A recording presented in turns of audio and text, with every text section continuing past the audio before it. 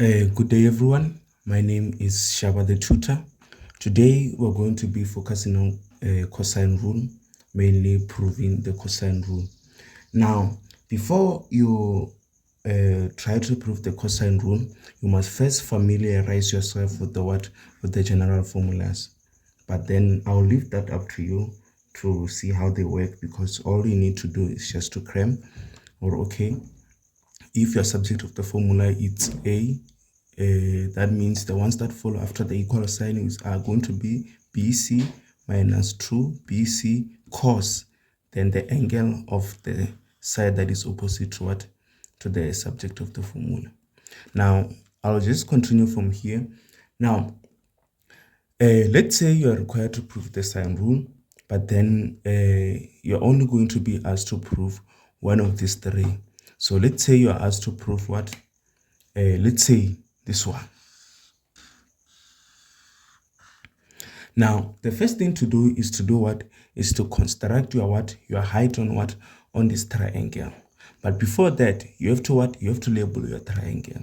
The side that is opposite to what? To angle A becomes what? Small letter A, as I've explained in the previous videos. And the side that is opposite to what? To angle C will become what? Your side C. Therefore, the side that is opposite to angle B will become your what? Small letter B. Now, the next step is to what? Is to construct your height. But you have to be careful with when you're constructing your height, because you must make sure or your construction does not start from the side or the side that you're what? You're trying to what? You're trying to prove. We're trying to prove for what? The one for what? For B. That means, okay, our construction cannot start from what? From B.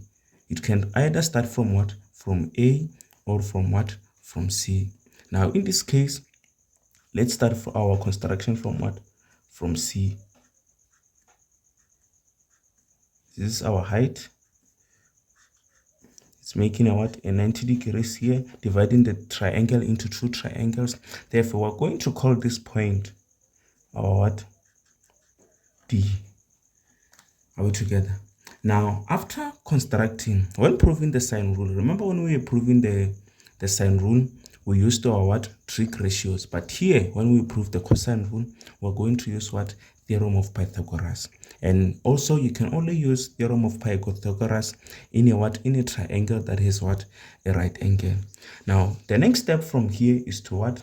To say, okay, I have two triangles that I have what? That have 90 degrees, which is what? This triangle ACD and what? And triangle BCD. Now, before we begin with that, this one is a bit different from what? From the sine rule. Here, we're going to introduce something called a variable called what? X. We introduce the variable X close to the angle of the formula of what we're trying to prove. We're trying to prove the one that starts with B and the one that is what? The angle B. That means, okay, we have to introduce X on this side. If you were trying to prove the formula for what? For A, that means your X was going to be what? Was going to be on this side. But now, because you're trying to prove for what? For B, the X must be what? Close to what? To the angle of what? Of the side of the formula that you're what? You're trying to prove. Are we together? It must not be this side. Be careful. It has to be what? On the base of what? Where the construction is going to what? Is going to touch, which is what? This one, this side. Now, from here, I'm going to say, okay, let's start with this triangle BCD.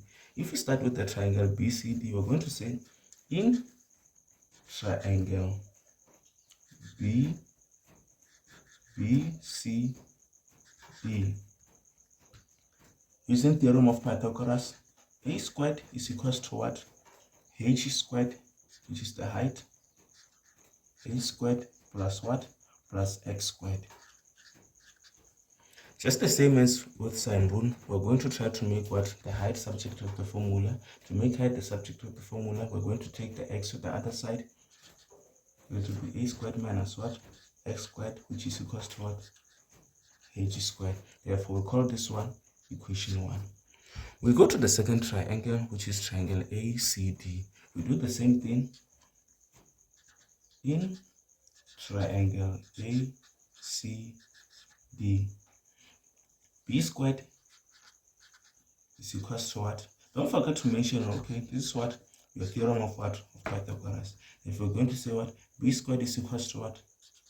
H squared plus this side of what? Of AD. But if you check here, we have the side from A to B to be what? Our C. And we have the side for what? From B to D. From B to D to be equal to what? To be equal to X. That means, okay, if we say this whole side minus what? Minus this side, we're going to get what? This side. Meaning, okay, C minus X is equals to what? AD. Because if we subtract C, which is what represents the whole side from A to B, and we subtract it by what? By BD, which is X, we're going to get what? C minus X. So in terms of what? AD here, we're going to write what?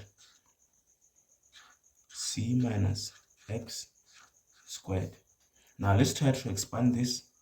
We're going to have what? B squared, which is equals to I squared minus what? Plus, we're going to have what?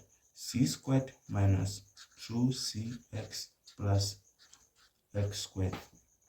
How to get?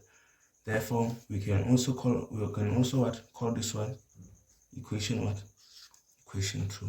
From here, we're going to sub equation 1 into equation 2. Therefore, with this what? Height, this height h squared in this equation 2, we're going to replace it with what? With a squared minus what? Minus x squared. Therefore, we're going to have what?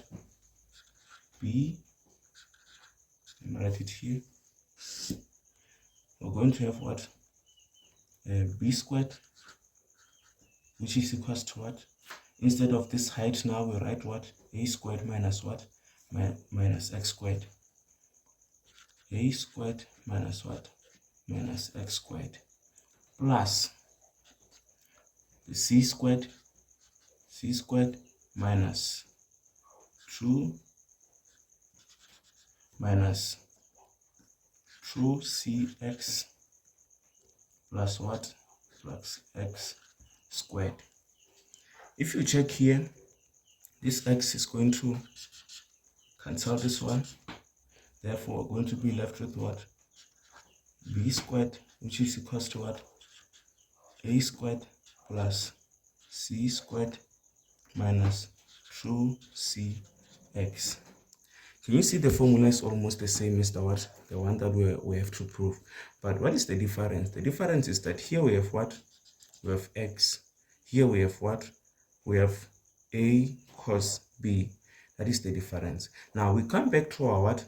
To our triangle and see what x can be equal to, that we can replace it so that it can be the same as what?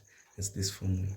From here, in this triangle that has the x, if you check, if we say cos b, remember what is missing is what? Is this a cos b. Therefore, let's see what this cos b is equals to using trig ratios. If we say cos b is equals to what? Is equals to adjacent over what? Over hypotenuse. Therefore, cos b is equals to what? Is equals to what? X, which is our adjacent in this triangle, divided by what? Hypotenuse, which is what? The small letter a. From here we can cross multiply. Therefore we get x is equals to what? A cos b. Now we know, okay, x is equals to what? A cos b. That means over here, instead of x, we can replace it with what? With a cos b. Therefore, our final solution, b squared, which is equals to a squared plus c squared minus 2c. Instead of x now, we write what? A cos b. Therefore, you are done proving your cosine rule. The trick here is to know how to make your construction on the triangle and where to label your x. And as I've explained, if you're required to, let's say you were required to prove the one that starts with a squared as what subject of the formula. That means your construction cannot start from what? From A. It can either start from B or from C. Are we together? Now, even in this case, it was correct to start from what? From C, because it did not start from what? From A. Now, the difference now is going to be that when you introduce the x, you have to introduce the x close to what? To the angle of what? Of the side that you are what? You're trying to prove. That means now this x was going to be written on what? On this side. And this c minus x was going to be what? On this side. Therefore, the next step is to do your what? Theorem of Pythagoras. Therefore, you equate the two equations of the two triangles, then you're done.